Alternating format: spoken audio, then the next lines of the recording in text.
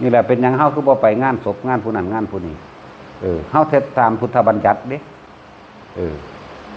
มีการฆ่าเฮาก็บ่ไปมีการดื่มเหล้าเฮาก็บ่ไปถือศาสตราวุธนั่นบ่ล่ะเฮาก็บ่ไปเล่นการพนันเฮาก็บ่ไปเห็นบ่ซั่นเนี่ยพุทธบัญญัติไว้นั้นเนาะไผสิว่านั่นก็ว่าตัวเฮาบ่ได้บวชนำคนพวกนั้นเด้เฮาบวชนำพระพุทธเจ้าอยากว่าล่ะนั่นแหละนี่คือกำหนดของเฮาเองว่าต้องบ่มีการฆ่าต้องบ่มีการดื่มสุรานะเห็นบ่ซั่นการเล่นการพนันมันก็มีตั๋วอยู่ในหันอยู่แล้วแม่แม่นบ่แน่นอนล้านเปอร์เซ็นต์อยู่แล้วโกงกันอยู่แล้วแม่ซื้อตาวุธยังก็ฆ่าดิครับจังซั่นล่ะ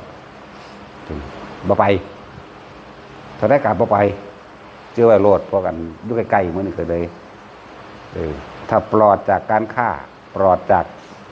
สุราเมลัยอย่างต่างๆบ่มีปัญหาอันนั้นอย่างสั้นเพิ่นว่าได้ให้ไปแสดงธรรมเด้อเห็นบ่ก็สิว่าอีกอย่างหนึ่งคนที่ใส่รองเท้าใส่บาตรน่ะใส่เกิบนั่นน่ะบ่ผิดเข้าใจว่าล่ะบ่ถอดก็ได้เด้อเห็นหลายๆคนถอดอยู่ข้างขี้เกือบอยู่คือเก่าก็ยืนอยู่ก็ทำใส่ตัวนั่นน่ะใส่โลดบ่ต้องถอดเด้อบัดนี้มันบ่บาปหรอกเพียงแต่ว่าเฮาเห็นว่าเพิ่นบ่ใส่เฮาก็ถอดซื่อๆอันนั้นอันนี้บ่มีในบัญญัติเด้อว่าเป็นหยังนะแต่ว่าถ้าแสดงธรรมใส่หมวกใส่รองเท้า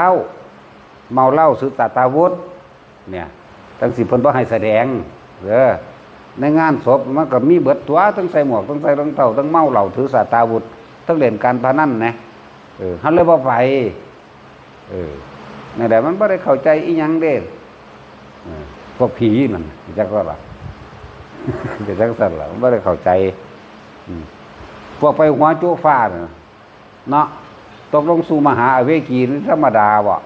มันสิไปหูจักแม่มันหยังโคตรพ่อโคตรแม่มันนี่ไปหัวโจ๊ฟ้าเด้อ